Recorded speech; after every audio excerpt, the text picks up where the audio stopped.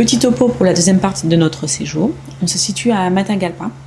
Matagalpa, c'est une ville assez rurale, mais très jolie, à partir de laquelle on va pouvoir rayonner et visiter les fincas. Qu'est-ce qu'une fincas? Une fincas, en gros, c'est une ferme, c'est une exploitation agricole. Nous, on privilégie celles qui font de la production de cacao et de café. Après.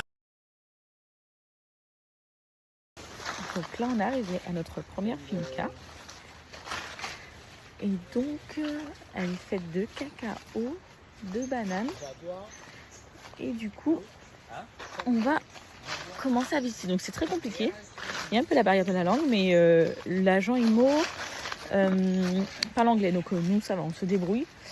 Mais franchement, on stresse parce que voilà, faut pas se faire avoir. On connaît pas toutes les modalités du pays pour acheter une ferme. C'est assez compliqué.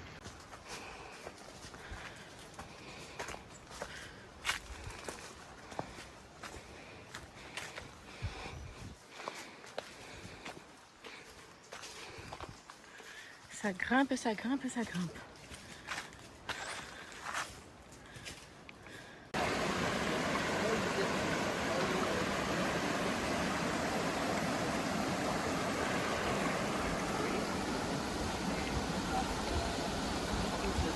Encore place au doute, hein. Vraiment, en fait, on s'y connaît pas du tout. Bon, on va apprendre, hein. On va apprendre, on ira en Martinique aussi voir la petite exploitation de cacao qui existe en Guadeloupe. Mais c'est un défi. L'avantage de cette finca, c'est qu'elle vend à des Canadiens qui eux-mêmes font importer le cacao à Grenade. Mais par contre, le cacao dans son entièreté, ils ne la font pas sécher.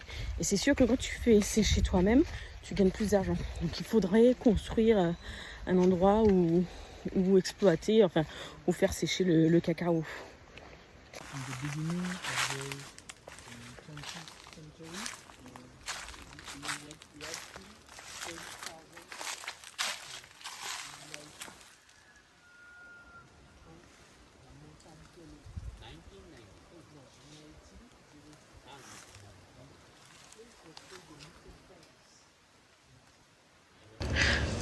Pour atteindre cette finca, il a fallu qu'on traverse d'autres, donc il y a un chemin commun. Donc là, ça laisse supposer qu'il y a une sorte de servitude. Je ne sais pas si c'est la même législation en France par rapport au Nicaragua.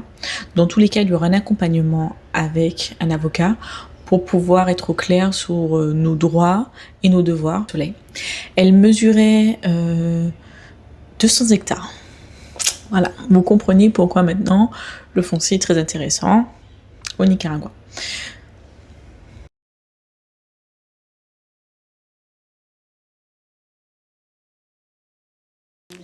Non.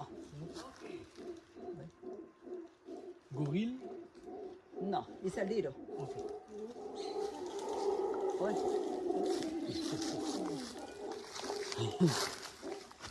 Oh, oh. Laurel is a wood. It's tree for wood.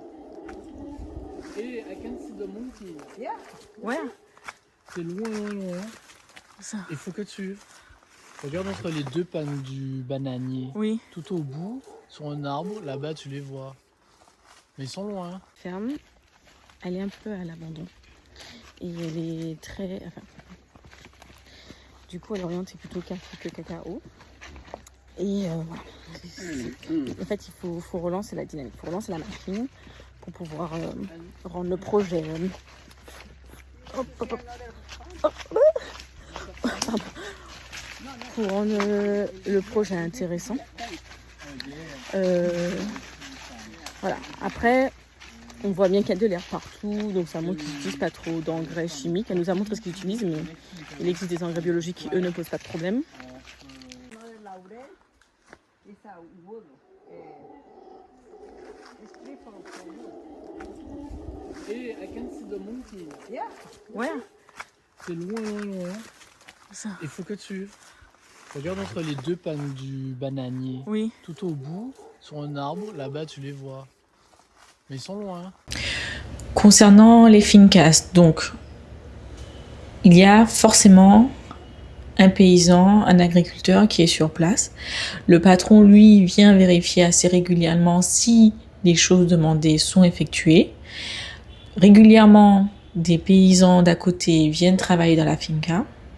Le salaire moyen est à peu près de 200 Cordoba, à peu près, on va dire, 7-8 euros par jour pour le résident et pour ceux qui viennent également apporter de l'aide. Sauf que en tant que bonne martiniquaise, moi, on m'a dit qu'on allait visiter des fincas, je ne m'attendais pas à ça. Bon, ok, j'ai mis des baskets et un legging, mais je suis venue avec une petite chemise en lin bien rose, en me disant, bon ben, les fincas, c'est, je sais pas à quoi je m'attendais, mais clairement, j'avais pas la tenue appropriée. On a marché énormément entre la descente à la rivière, la remontée au toit du terrain, puisque le but est quand même de visiter l'endroit. Je suis pas sûre qu'on ait réussi à visiter la totalité des 200 hectares, mais franchement, c'est laborieux, hein. La seconde finca, elle, on était tellement fatigués qu'on l'a un peu moins visitée. De toutes les façons, elle a moins de cacao et notre priorité c'est le cacao. Donc après, évidemment, ça se plante. Il y a moyen de relancer. L'idée c'est limite d'acheter le terrain pour pouvoir ensuite passer à un terrain avec 2 tiers de cacao et 1 tiers de café, pourquoi pas. Lors des 2 visites, on nous a dit que des ingénieurs viennent sur place, nous expliquer comment booster la production si on veut le faire, et nous accompagnent. On peut également souhaiter lors de la vente que le propriétaire ou la personne qui régit la finca reste pendant quelques mois pour nous accompagner dans le développement de cette finca.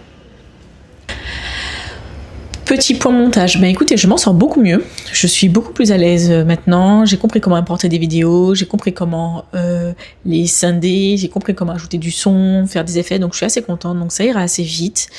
Quoi d'autre ?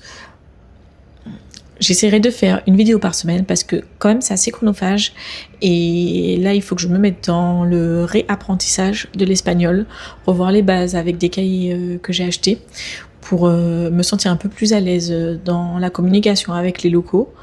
Donc il faut pas que je passe trop de temps à créer du contenu. Je pense que ce que je fais sera largement suffisant.